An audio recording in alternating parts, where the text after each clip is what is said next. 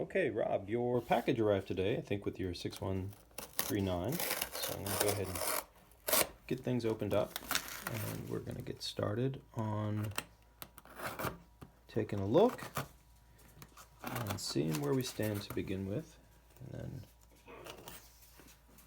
I'll get you in the list to start getting things together here.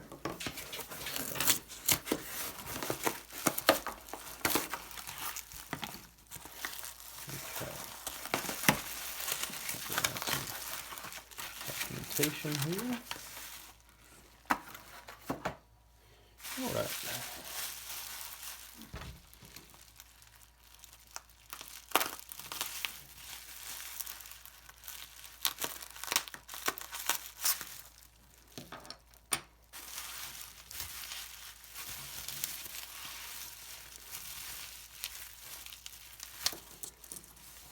All right. Okay. So let's take a quick look where we are.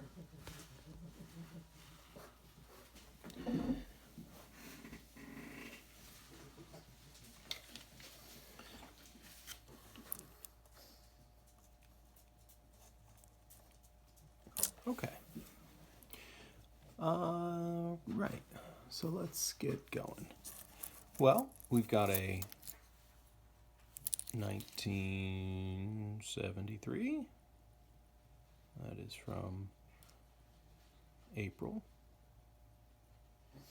Nope, May. Sorry, May 73. 6139. This is a 6005. Okay. Looks like a good crystal, nice and clean. Yeah. Well, it's a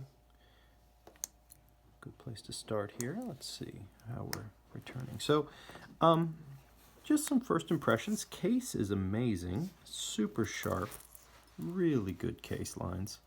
Got an Uncle Seiko bracelet here. We're gonna get that off pretty soon. Let's see, dial is super clean. Looks really good. Your insert is not faded. That's a good place to start always. You do have an aftermarket sweep. So this is either, no, let's see. That might be, I have to take a very close look. It might be original. It's not original. That's not an original sweep hand, but you do have a different color. This should be a kind of a red, just like your minute hand here, minute recording hand. But that's okay. It's orange. Looks cool. It's a little bit offset. I'm not sure if I can bring that back to vertical on the reset. There are some ways to mess with it, but I tend to try not to as much as possible. You have your 6139 gabled hands. These have a little bit of a break on the top. So let's see. Things seem to be functioning, which is good. I want to take it through one quick round of the date and day change. That's great. All right. Your crown is sitting a bit proud. I'm not sure that's an aftermarket or not, but certainly it's a bit tall on the position here. Your quick date sets properly. So this should be half the thickness of the crown, essentially. And you can see, if you look very closely, it's not seated quite where it should be in the tube. So it's a bit tall. That could just be that somebody has replaced the stem at some point and didn't trim it to the proper length. I'll take a look at that and see if I can remedy that at all. But everything else looks really good. Your pushers function as they should. Your bezel here, your tacky ring, that looks very nice. Overall, you know, it's a nice, solid looking 6139 blue dial variant. I'm going to take a look inside first, just kind of see where we are. Maybe I am. I might have to put this on the machine. You got some tool marks here on the back. I don't go over these things to you know, to have anyone take away a bad feeling from the watch. Essentially, I'm just going through all the things that I see that you may see when you get the watch back, so that we know we're both on the same page as we get started. So tool marks here and there, some minor scratching. There's a somewhat heavy mark here and a heavier one here. Nothing on the front of the case. The brushing is still quite good. It really looks nice. Yeah, tall crystal. That looks nice. Okay, I'm going to check your numbers actually to start with. Let's go ahead and do that before we open the case back.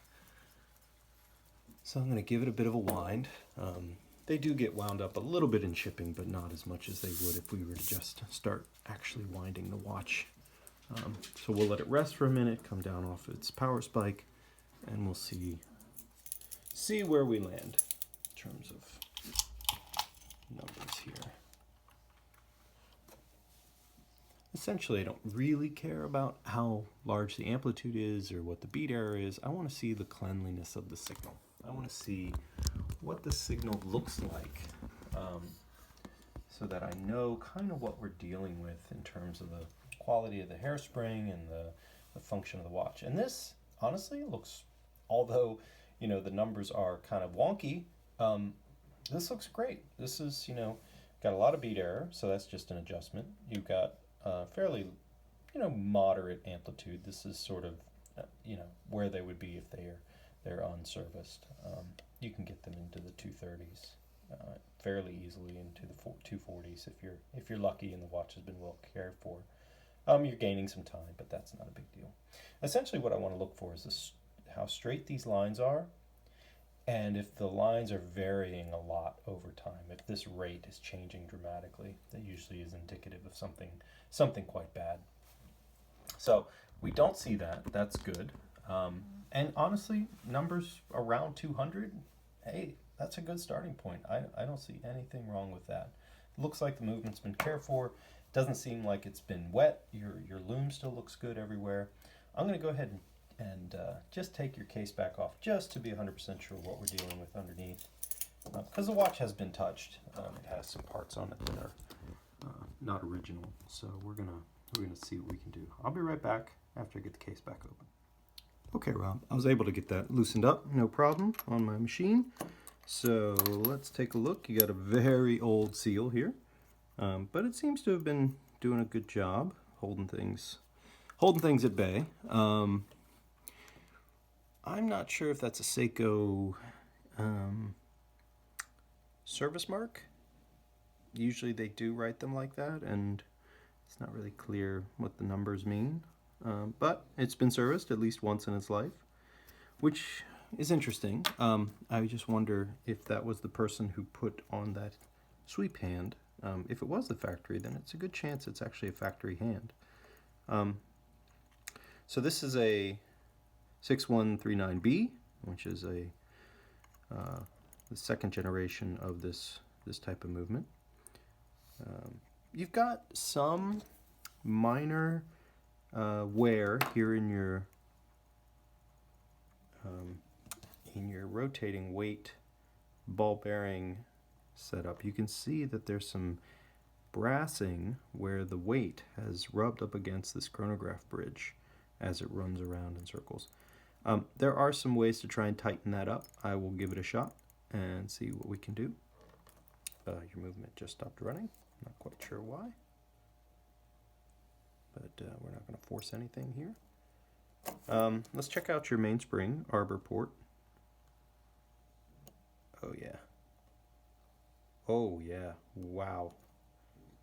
That is, so what let me see if I can zoom in here. What I'm looking at is that screw right there. Watch how it moves from side to side as I touch your mainspring arbor port, or your actual barrel. That should be solid as a rock. This can move a little bit, the barrel itself, because it's a spring basically.